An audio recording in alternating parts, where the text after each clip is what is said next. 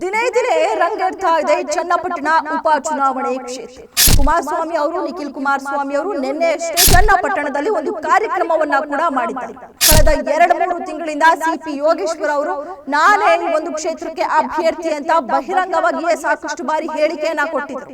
ಹಾಗಾದ್ರೆ ಸಿಪಿ ಯೋಗೇಶ್ವರ್ ಅವರು ಬಂಡಾಯವಾಗಿ ಸ್ಪರ್ಧೆ ಮಾಡ್ತಾರಾ ಅಥವಾ ಕಾಂಗ್ರೆಸ್ಗೆ ಸೇರ್ಪಡೆ ಆಗ್ತಾರಾ ಅಥವಾ ಹೈಕಮಾಂಡ್ ಮಾತಿಗೆ ನಾನು ಬದ್ಧ ಅನ್ನುವ ರೀತಿಯಾಗಿ ಸೈಲೆಂಟ್ ಆಗಿ ಉಳಿದುಕೊಳ್ತಾರಾ?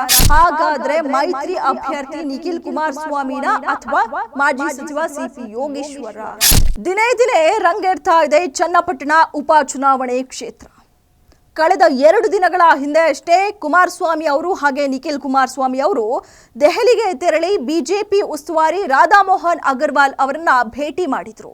ಹಾಗೆ ಈ ಒಂದು ಭೇಟಿಯಾದ ಸಂದರ್ಭದಲ್ಲಿ ಉಪಚುನಾವಣೆಯ ಅಭ್ಯರ್ಥಿ ಯಾರು ಅನ್ನೋದ್ರ ಬಗ್ಗೆ ಚರ್ಚೆನ ಕೂಡ ಮಾಡಿದ್ರು. ಹಾಗೆ ಕುಮಾರಸ್ವಾಮಿ ಅವರು ನಿಖಿಲ್ ಕುಮಾರಸ್ವಾಮಿ ಅವರನ್ನೇ ಅಭ್ಯರ್ಥಿ ಮಾಡಬೇಕು ಅನ್ನೋದು ಕೂಡ ಈ ಒಂದು ಸಭೆಯಲ್ಲಿ ಚರ್ಚೆ ಆಗಿರುವಂಥದ್ದು.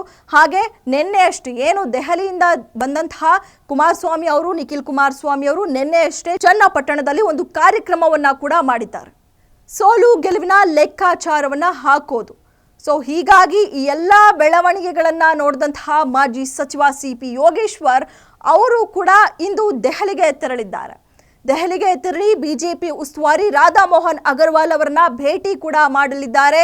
ಭೇಟಿ ಮಾಡಿ ಒಂದು ಚನ್ನಪಟ್ಟಣ ಉಪಚುನಾವಣೆಯ ಬಗ್ಗೆ, ಅಭ್ಯರ್ಥಿಯ ಬಗ್ಗೆ ಚರ್ಚೆ ಮಾಡುವಂತಹ ಸಾಧ್ಯತೆಗಳು ಕೂಡ ಇರುವಂಥದ್ದು. ಯಾಕಂದ್ರೆ ಕಳೆದ 2-3 ತಿಂಗಳಿಂದ ಸಿಪಿ ಯೋಗೇಶ್ವರ್ ಅವರು ನಾನೇ ಈ ಒಂದು ಕ್ಷೇತ್ರಕ್ಕೆ ಅಭ್ಯರ್ಥಿ ಅಂತ ಬಹಿರಂಗವಾಗಿಯೇ ಸಾಕಷ್ಟು ಬಾರಿ ಹೇಳಿಕೆಯನ್ನ ಕೊಟ್ಟಿದ್ರು.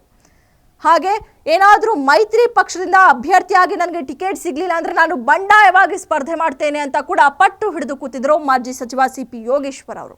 ಇದೀಗ ಕುಮಾರಸ್ವಾಮಿ ಅವರು ಹಾಗೆ ನಿಖಿಲ್ ಕುಮಾರಸ್ವಾಮಿ ಅವರ ಬೆಳವಣಿಗೆಗಳನ್ನ ಗಮನಿಸಿದಂತಹ ಸಿಪಿ ಯೋಗೇಶ್ವರ್ ಅವರ ಮುಂದಿನ ನಡೆ ಏನಿರ್ಬೋದು, ಇನ್ನೇನು ಅಕ್ಟೋಬರ್ 10ರೊಳಗೆ ಅಥವಾ 10ರ ನಂತರ ಉಪಚುನಾವಣೆಯ ದಿನಾಂಕ ಕೂಡ ನಿಗದಿಯಾಗುವಂತಹ ಸಾಧ್ಯತೆ ಇದೆ. ಇದರ ಬೆನ್ನಲ್ಲೇ ಇದೀಗ ಕುಮಾರಸ್ವಾಮಿ ಅವರು ಆಕ್ಟಿವ್ ಆಗಿದ್ದಾರೆ.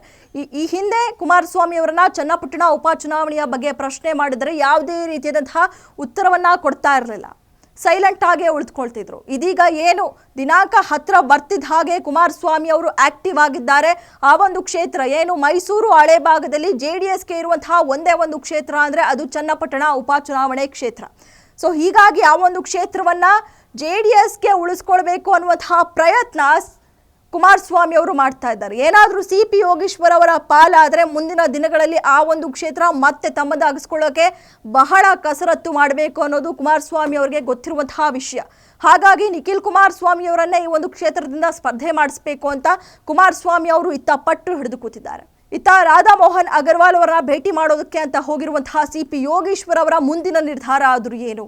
ಹಾಗಾದ್ರೆ ಸಿಪಿ ಯೋಗೇಶ್ವರ್ ಅವರು ಬಂಡಾಯವಾಗಿ ಸ್ಪರ್ಧೆ ಮಾಡ್ತಾರಾ ಅಥವಾ ಕಾಂಗ್ರೆಸ್ಗೆ ಸೇರ್ಪಡೆ ಆಗ್ತಾರಾ ಅಥವಾ ಹೈಕಮಾಂಡ್ ಮಾತಿಗೆ ನಾನು ಬದ್ಧ ಅನ್ನುವ ರೀತಿಯಾಗಿ ಸೈಲೆಂಟ್ ಆಗಿ ಉಳಿದುಕೊಳ್ತಾರಾ? ಈ ಒಂದು ಚನ್ನಪಟ್ಟಣ ಕ್ಷೇತ್ರವನ್ನ ಬಿಟ್ಟು ಕೊಡ್ತಾರಾ ಅನ್ನುವಂಥದ್ದು ರಾಜಕೀಯ ವಲಯದಲ್ಲಿ ಈಗಿರುವಂತಹ ಮಾತುಗಳು.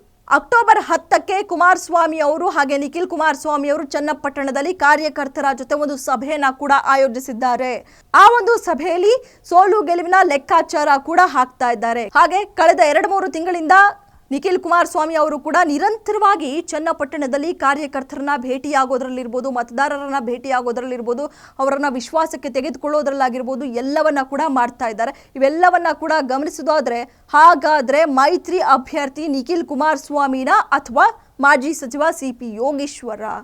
ಕಾದು ನೋಡಬೇಕಾಗಿದೆ. ಇದಾಗಿತ್ತು ಈ ಹೊತ್ತಿನ ಸ್ಪೆಷಲ್ ಸ್ಟೋರಿ. ನೋಡ್ತಾ ಇರಿ, ಇದು ಗ್ಯಾರಂಟಿ ನ್ಯೂಸ್. ಸುದ್ದಿ ಖಚಿತ, ನ್ಯಾಯ ನಿಶ್ಚಿತ. ಗ್ಯಾರಂಟಿ ನ್ಯೂಸ್, ಸುದ್ದಿ ಖಚಿತ, ನ್ಯಾಯ ನಿಶ್ಚಿತ.